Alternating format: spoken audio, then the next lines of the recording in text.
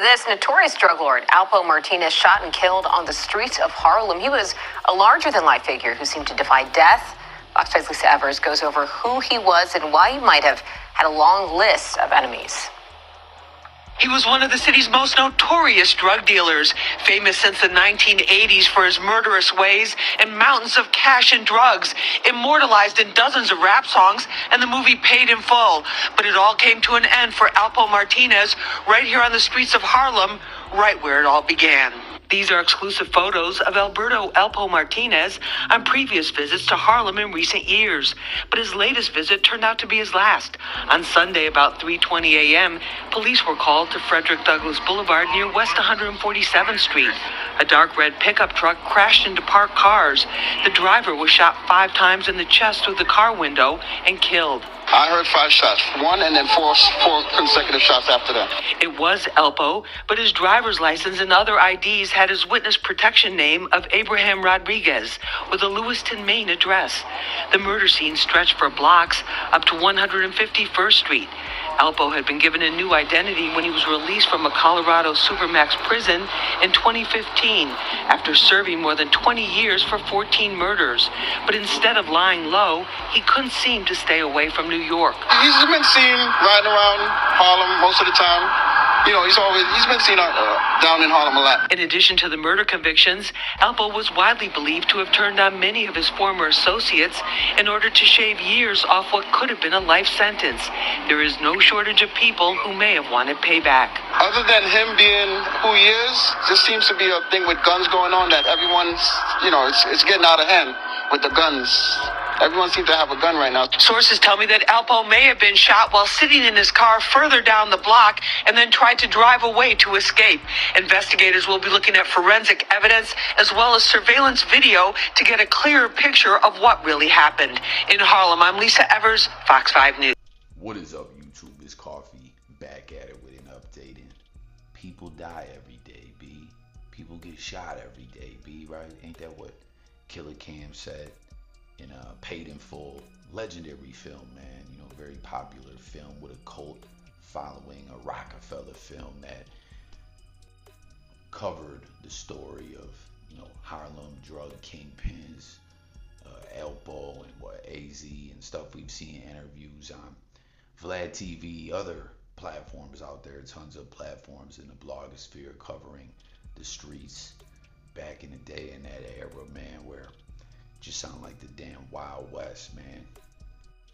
Ish was crazy. It was just the type of stories, different individuals from probably around your neck of the woods, your neighborhood, wherever you came up. If you're around my age, you heard similar stories about cats around the way getting money, going to the feds, stick up kids, people robbing each other, just a whole different time. Don't get me wrong, things like that still go down in the streets, but it's just, a different era back then, I guess.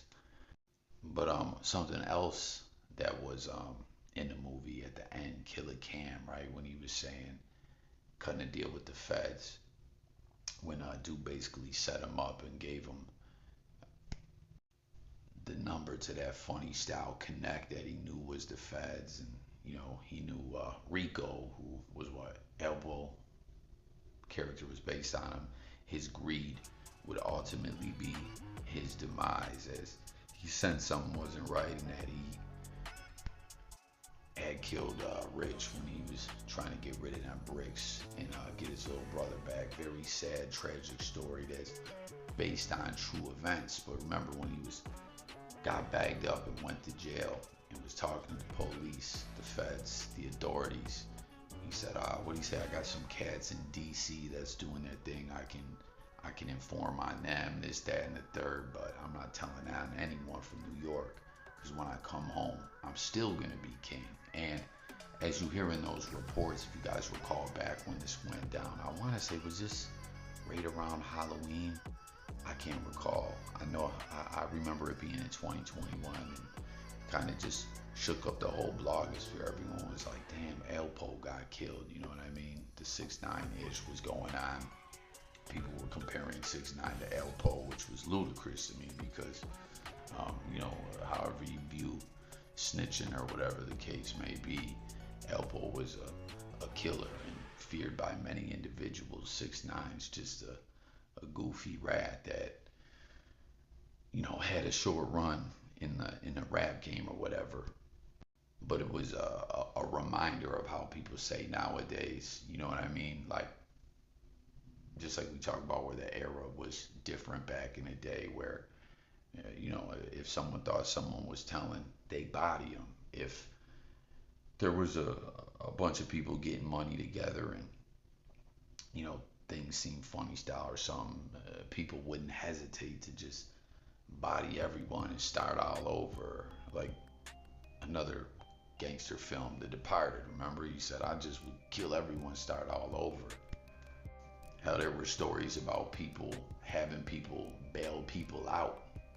You know, have someone bail someone out and catch them outside of the police station and body them. It was just truly a different era. But what I'm getting at is, you know, you heard in these reports that, just like in the movie, how exactly accurate that was, what he really was saying to authorities about coming home and still being king. He just couldn't lay low and stay the fuck up out of Dodge, off in Maine or wherever he was with his new witness protection alias. He kept coming back around New York, coming back around Harlem, being spotted around the way, taking pictures with individuals, doing interviews. Like, he just wanted to be in the limelight still, and ultimately it seems that cost him his life. Now what's wild is there wasn't so much coverage of this case after this all went down. Like, even now with the big update, here is this guy Shaquem Parker, who was charged in his killing, which at certain points in time the media was labeling a road rage incident, or, you know, there was a couple narratives out there. I believe one of them was about a female or something like that. But dude has beat the case.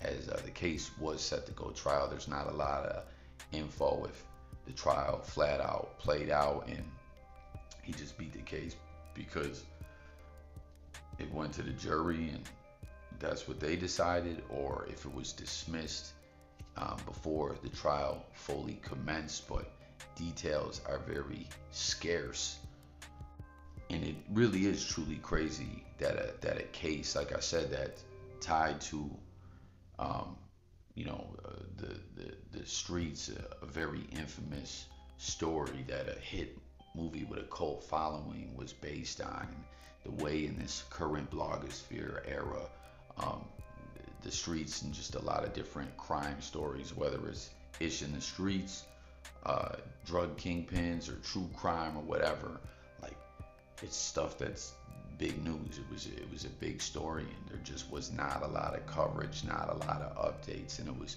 always kind of hard to find any info on this case, as it is now that we hear dude is a free man. But you see, there is a lot of theories out there in the blogosphere that this was a inside job, this was a setup, that this guy was just a fall guy, that this was a professional hit job, that there were drugs planted on Alpo. I mean, the conspiracy theories just are all over the place. Jump in the comments and let me know your thoughts about it all. Let me know if you followed this story. Let me know if it was kind of odd to you as well, that there was just not a lot of info out there, and that, I don't want to say there was a media blackout, but it almost felt like that. Like, stuff regarding Alpo and his death, other than the initial reports and a couple little updates here and there, it just wasn't being shared. It was like he died, and, you know, what do they say, like, out of sight, out of mind. When this story was out of sight of the news, it seems a lot of people forgot about it, but here it is now, jumping back off, and all these theories just hitting so heavy everywhere. Comment and share your thoughts, hit the like and all that, subscribe to the channel for updates. We talk a lot of different topics over here, but real talk, does it seem funny style to you? I mean, dude was a federal informant, but at the same time, he had a lot of enemies. You know what I mean? Like, what do you guys think it was? Do you think he should have just stayed the fuck up out of New York and quit trying to do interviews and all that? And that's what led to his demise? Or do you think that his fate was already sealed and, he was going to get done off? And do you believe in some kind of conspiracy theory or something like that? You know what I'm saying? I'm not a tinfoil hat type guy, but what I am is the type of individual that likes to coffee talk it up with the people out there and, hear everyone's thoughts, take an opinion. So hit them comments, share any pertinent info you got. And, man, what a crazy ending to a crazy story all these years later. Y'all feel me on that? For him to come home, come back around, get killed with the ID on him of his new identity, right? Government witness, federal informant, and then now here a couple years later, dude who was the alleged killer, we have to say that, right? Because he beat the case, walks free. And I don't know, there still seems to be a lot of questions that remain unanswered. Thanks for watching. Look forward to hearing from everyone in the comments. I'll catch y'all on the next one. Peace and God bless. Have a productive day.